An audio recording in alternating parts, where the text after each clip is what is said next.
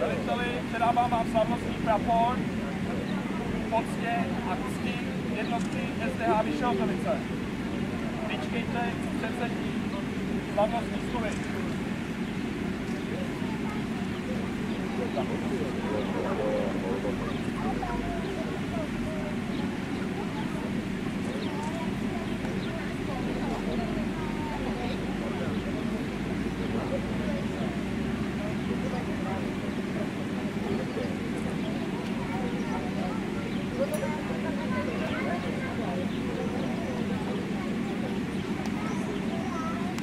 Veliteli, předejte slavnostní prapor, praporečníkovi.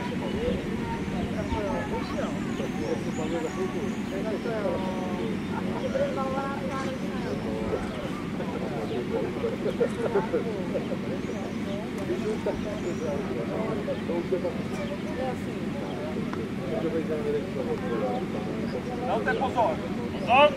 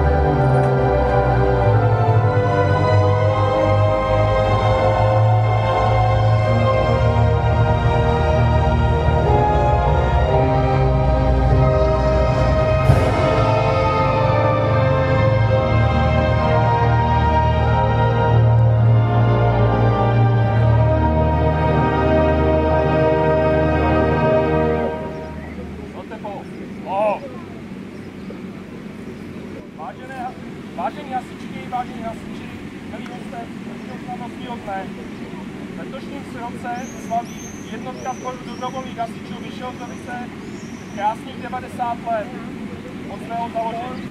Byl založen roku 1924 na výzvu řídícího učitele Josefa Fajse. Přihlásilo 92 členů.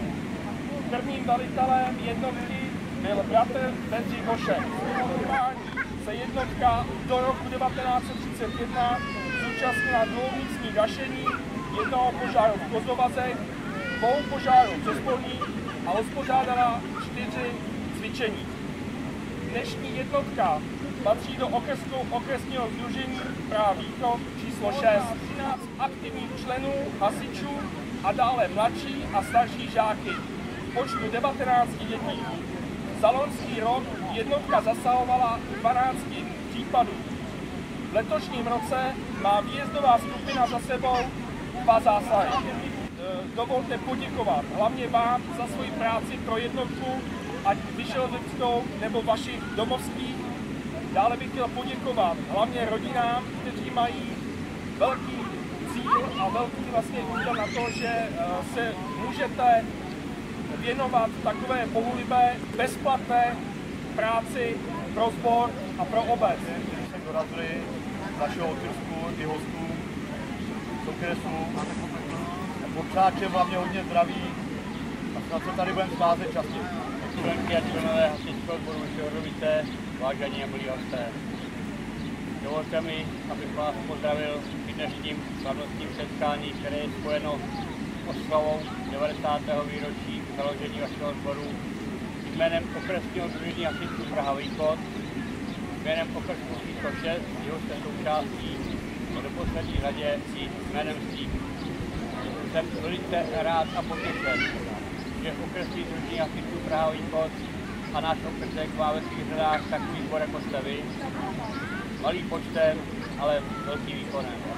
Je na vás veliké spolehnutí a vydali jste se tou nejsprávnější cestou, která může být, a to je práce s mládeží.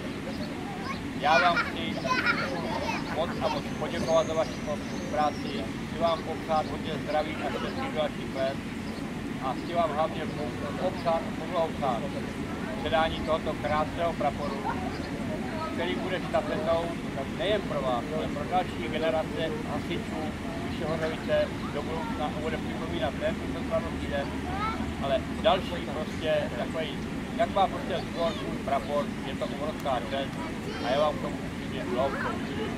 Dovolte mi jednu velice milou věc, a to při takto významných výročích je slušností prostě popřát a poděkovat sboru jako takovému za jeho dosažené výsledky.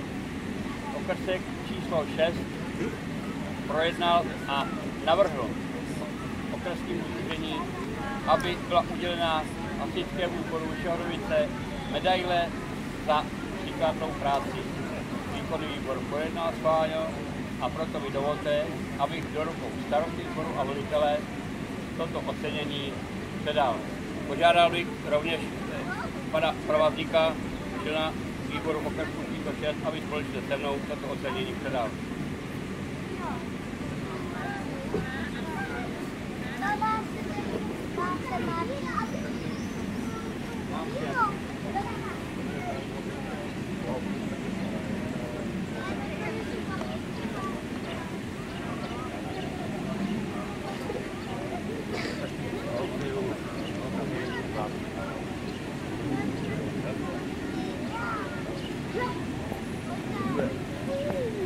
A když jsme to předávání ocenění, dovolte mi ještě jednu další povinnost, protože je potřeba, aby jsme se v naší práci zdokonalovali a vzdělávali.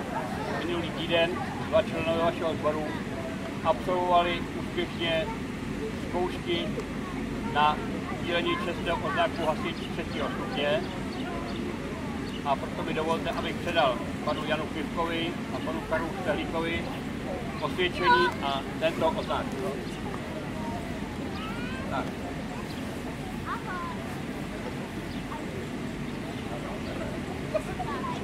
Dobře.